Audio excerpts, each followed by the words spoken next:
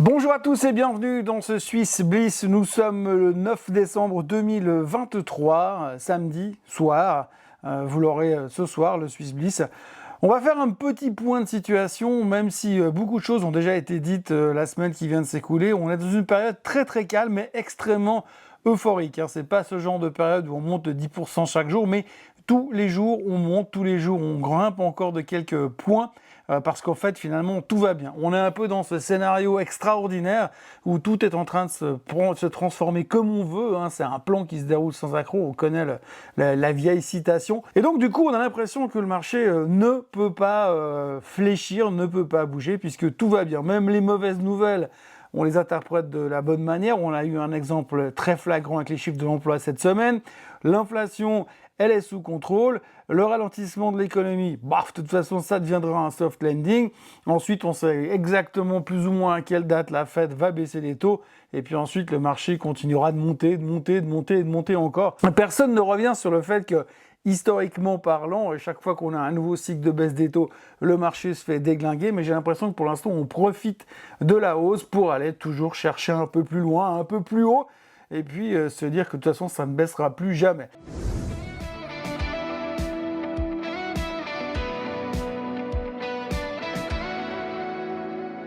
Ce qui m'impressionne vraiment dans ce marché et dans ce que l'on vient de vivre encore cette semaine, c'est effectivement cette capacité à tout voir avec des belles couleurs, de belles manières. C'est vraiment l'optimisme exacerbé. Alors c'est très cool, on va pas se plaindre, c'est quand même sympa de vivre dans un monde aussi parfait. Simplement, j'ai un peu l'impression que pour l'instant, on a tendance à vouloir vraiment voir que les bonnes choses. Et puis même celles qui sont pas top, eh bien on les retourne à notre manière. Alors cette semaine, on a eu quand même pas mal d'informations. Ce qu'il faut retenir, c'est que effectivement, on est euphorique. Deux, que cette euphorie est confirmée par le fait que finalement, les chiffres nous disent oui, c'est juste, effectivement, le marché ralentit, l'économie ralentit. Mais par contre, alors les sociétés à l'intérieur, ça cartonne, tout va bien. La moindre bonne nouvelle, ça fait prendre 10% à la société en question. Et donc, ça continue de monter. Alors, il faut bien comprendre qu'on continue à acheter les mêmes typologies de valeurs. Les techs, la croissance, parce qu'on se dit, ouais, c'est l'endroit où il faut être. Alors pour l'instant, si vous regardez la performance des Magnificent Seven et de certaines techs autour, c'est exceptionnel. Si vous regardez les values à côté, c'est le commun profond. Donc pour l'instant, on voit vraiment que les gens sont hyper optimistes sur la croissance future et ils se concentrent uniquement sur les titres de croissance sans être trop regardants sur la thématique de valorisation. Donc voilà, on est en optimisme exacerbé, en ultra confiance.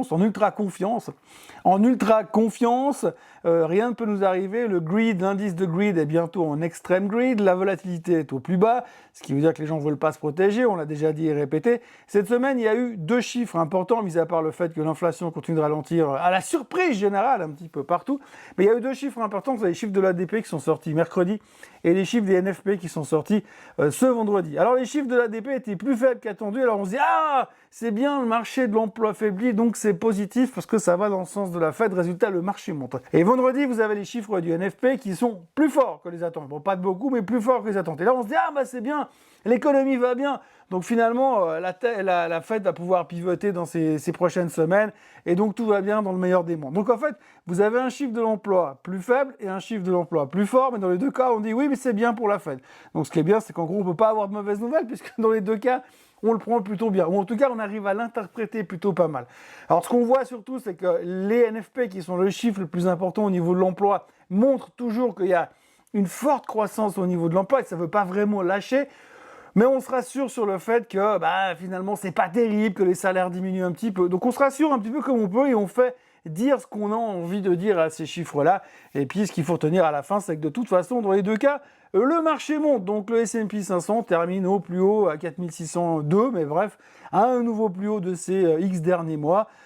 Tout va bien, et ce qui est assez impressionnant, c'est qu'en même temps, vous avez pas mal de gens qui commencent à se dire « Ouais, mais là, quand même, après le mouvement qu'on vient de faire, on peut commencer à shorter. » Moi, le premier, on a l'impression qu'on arrive un peu en bout de course, et puis, ça veut toujours pas lâcher. Alors, je ne sais pas ce qui pourrait être, ce que l'on pourrait avoir comme catalyste, qui pourrait nous faire baisser, mais enfin, pour l'instant, il n'y a rien à faire, ça ne veut pas baisser, et le seul mot qui revient dans les médias ce week-end, c'est le soft landing se profile à l'horizon de mieux en mieux.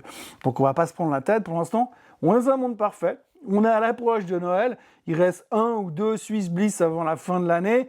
A priori, je vois pas pourquoi tout le monde commencerait à paniquer tout d'un coup ou prendrait les profits tout d'un coup, alors qu'on est dans un monde aussi parfait. Surtout à une époque où on va commencer à tout trouver joli avec toutes les décorations de Noël qui fait gling, gling, gling, gling, gling partout. Bref, tout va bien et c'est un petit peu comme ça qu'on peut résumer la semaine qui vient de se terminer. Donc si l'on regarde la performance de la semaine, eh bien ça se confirme. Hein. On a le Bitcoin toujours. Alors le Bitcoin c'est facile, ça fait que de monter. Le CAC 40 qui monte de 2,4%, le DAX qui monte de 2,2%, alors que les deux économies sont quasiment en récession. La Suisse qui reprend 1,69%, c'est de la folie. Bon, le S&P 500 est en hausse de 0,21%, mais est quand même l'un dans l'autre proprement en hausse sur la semaine et à des niveaux records, pareil sur le Nasdaq. On notera surtout et encore que l'Asie va pas très bien. Hein, donc vous avez vu le Nikkei qui est en baisse parce que la Banque centrale est en train de parler de changer d'orientation et de passer en mode hawkish. Le Hang Seng qui continue à aller toujours plus bas. La Chine toujours plus bas, des mauvais chiffres économiques encore et encore. L'or qui se redégonfle après sa poussée de fièvre de la semaine dernière. Et puis l'un de l'autre, et puis le pétrole qui continue à baisser parce que finalement ça va pas comme on veut au niveau du baril, mais ça nous rassure au niveau de l'inflation. Le SMI, la vedette de la semaine, youhou, enfin. Alors, Roche, plus 5,7%, le retour du bon Roche, enfin une semaine de hausse, enfin le podium pour le bon Roche, ça faisait un moment que c'était plus arrivé. Le luxe qui retrouve un petit peu des couleurs, parce que tout le monde est en train de revenir un petit peu sur la thématique du luxe pour jouer l'éventuel rebond sur la Chine. Logitech qui a un nouveau manager, donc qui repart avec un petit peu d'optimisme, et puis pour le reste, eh bien, c'était relativement déprimant. UBS terminé en moins en hausse après avoir subi quelques prises de profit, puisqu'elle a quand même touché à un moment donné les 25 francs. L'UBS étant visiblement la seule banque qui tient encore la route dans ce pays. La grande question qu'il faut encore se poser, c'est jusqu'à quand? Et on part sur le point technique de la semaine. Alors, l'événement de la semaine, vous voyez, c'est le SMI qui est revenu dans son canal haussier. Ce canal haussier qui est dessiné ici, on est revenu dedans, c'est un miracle. Alors franchement, on n'aurait pas parié là-dessus. Mais alors, malgré le désintérêt total de la part des values, on a quand même réussi à revenir là-dedans. Et là, ça laisse présager de choses relativement bonnes, puisqu'on voit qu'ici, on a cette espèce de canal descendant qui est cassé, on ressort. On a tout ça qui est ouvert. On a toute la place ici pour aller chercher plus haut sur le SMI. Alors, je ne sais pas quelles seront les raisons qui vont nous motiver à aller chercher plus haut sur le SMI, mais il y a de la place pour monter encore. Encore une fois, on va chercher les catalystes. Le CAC 40 termine quasiment au plus haut de tous les temps, de nouveau. Hein, vous voyez, on est revenu sur les 7572 ou pas loin. En tous les cas, on est vraiment à des niveaux exceptionnels.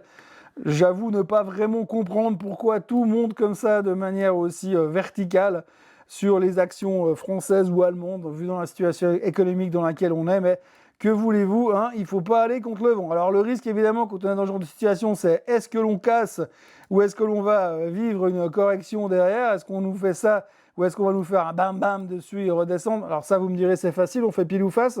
Néanmoins quand on regarde certains indicateurs, on a quand même l'impression qu'on est en bout de course. Néanmoins, pour l'instant, ça fait un moment qu'on se dit qu'on est en bout de course, mais ça continue de monter. Et alors, je ne comprends pas, surtout du tout, les raisons fondamentales, que ce soit sur le CAC ou sur le DAX. Alors, le DAX, c'est plus haut de tous les temps, 16 760, le marché n'arrête plus. La question qu'on est en train de se poser, c'est est-ce que les brokers ou les market makers sont pas en train d'aller chercher les stops de tous ceux qui ont essayé de shorter le marché? Je ne sais pas comment vous tirez des traits dessus, ni essayer de trouver des points techniques. Pour l'instant, c'est bull market forever. L'Allemagne ne s'arrête plus de monter. Si on regarde le bilan depuis le début de l'année, on est parti au mois de janvier, on était à 13 800. On a pris 3000 points sur l'Allemagne depuis le début de l'année. C'est complètement hallucinant, surtout quand on voit l'état de l'économie et l'état du pays en général. Aux États-Unis, eh bien, c'est parti mon kiki. Là aussi, on est en train de casser les résistances. Hein. Donc, le point extrême que l'on avait fait à l'époque, on est passé en dessus. Hein. Donc, on a cassé les plus hauts. Là, c'est les plus hauts récents. Bah, maintenant, on n'a plus qu'à aller chercher les plus hauts de 2022 et puis alors après, eh bien, ce sera la porte ouverte à toutes les fenêtres pour aller chercher, bien évidemment, le plus haut de tous les temps. J'ai presque envie de vous dire, dans l'ambiance euphorique dans laquelle on est, je me demande si on n'est pas capable d'aller nous chercher un truc comme ça pour fêter la fin de l'année.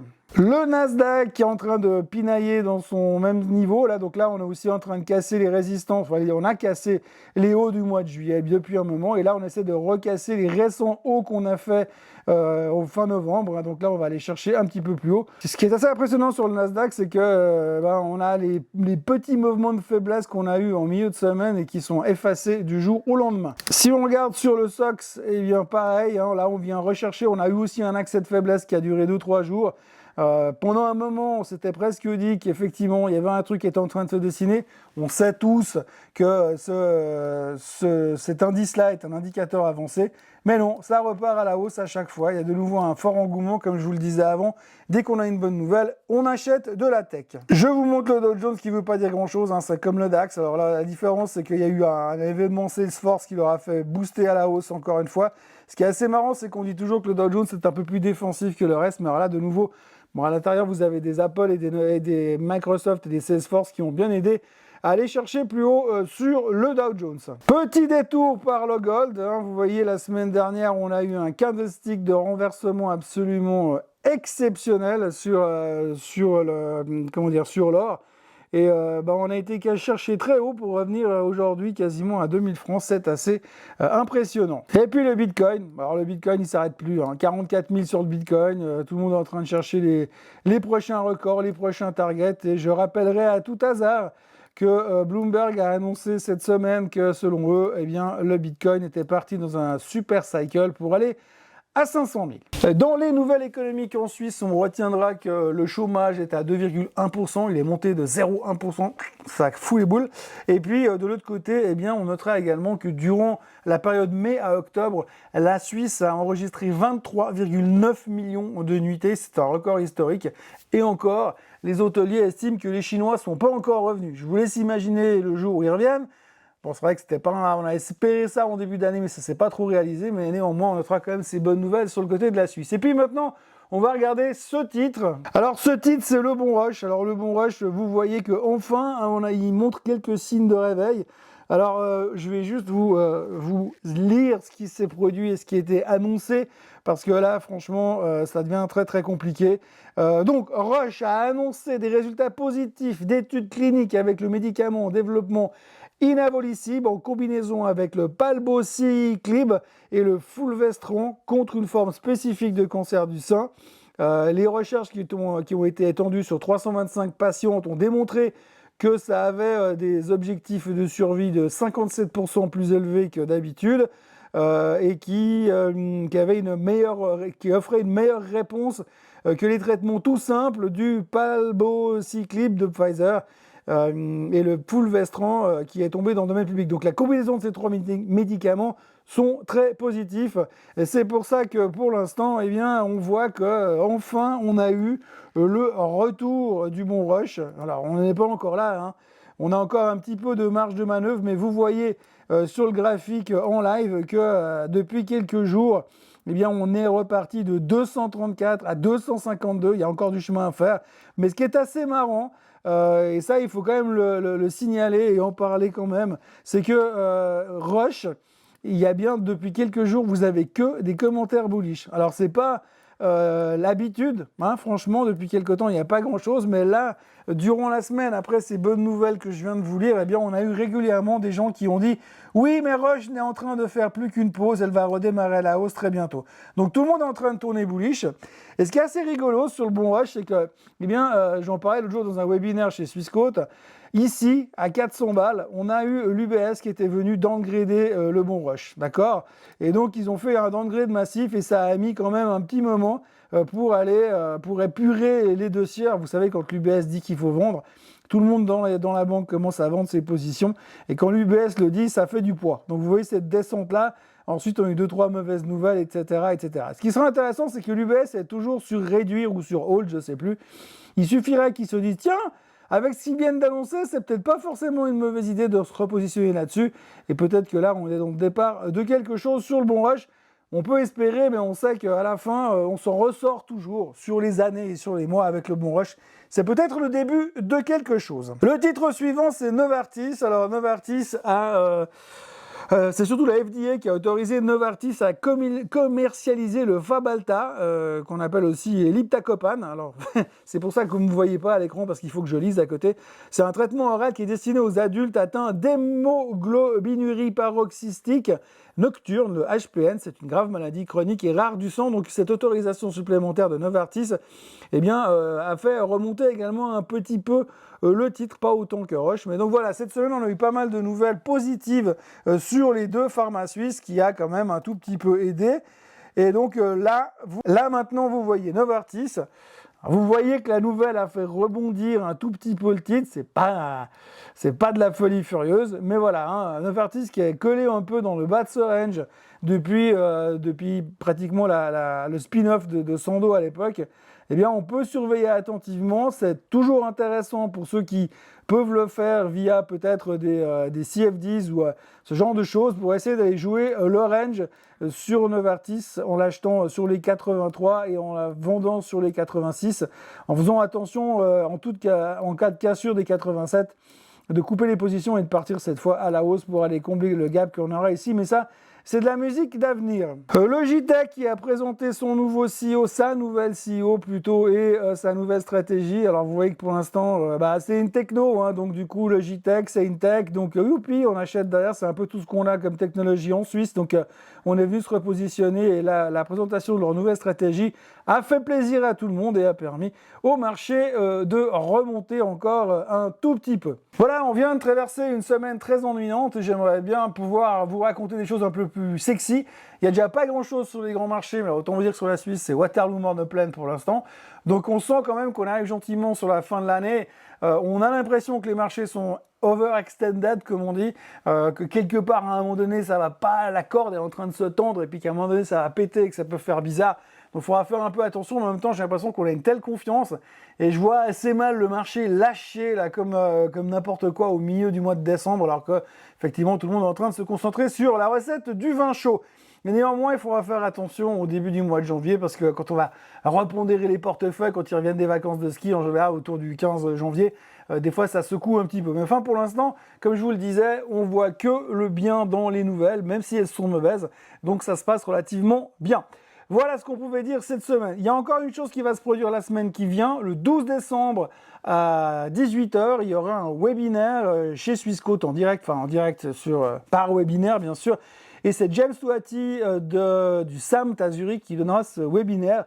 Alors c'est un webinaire d'analyse technique. Alors James a des techniques assez efficaces pour le trading sur les indices ou sur n'importe quoi d'ailleurs. Il identifie des figures qui permettent d'avoir des points d'entrée et des points de sortie qui fonctionnent assez bien, testés par moi-même. Et franchement c'est assez impressionnant la manière dont ça donne des bons niveaux pour se mettre long ou pour se mettre short. Évidemment ça ne permet pas de gagner à tous les coups, mais en tous les cas c'est un très bon outil pour ceux qui traitent à court terme sur les indices et sur les actions en général, ou les CFDs, ou les monnaies, ou le Bitcoin, peu importe, parce que ça marche à peu près sur tout. Mais c'est mardi soir, le 12 décembre, à quelque chose comme 18 h. Vous aurez toutes les informations en dessous de la vidéo. De toute façon, n'hésitez pas à vous inscrire. Hein. Plus on est de fous, plus on rit. Et donc vous verrez, c'est hyper intéressant. J'ai eu l'occasion de pratiquer le webinaire en avant-première. Et franchement, à ce rythme-là, je vais peut-être arrêter de travailler. Non, je plaisante bien sûr, mais en tous les cas, ça marche très bien. Et c'est un bon outil de trading et ça vaut la peine de suivre cette première leçon, parce qu'il y en aura certainement d'autres d'une manière ou d'une autre. Voilà. N'oubliez pas de vous abonner à la chaîne Swissquote en français. N'oubliez pas de liker cette vidéo. Et n'oubliez pas de revenir lundi matin pour me retrouver dans le Morning Bull Live. Oui, vendredi, j'étais absent. Donc voilà, je vous souhaite un excellent samedi soir. Alors on dit un excellent samedi soir, et puis un très bon dimanche. Profitez bien, et on se voit lundi. Bye bye.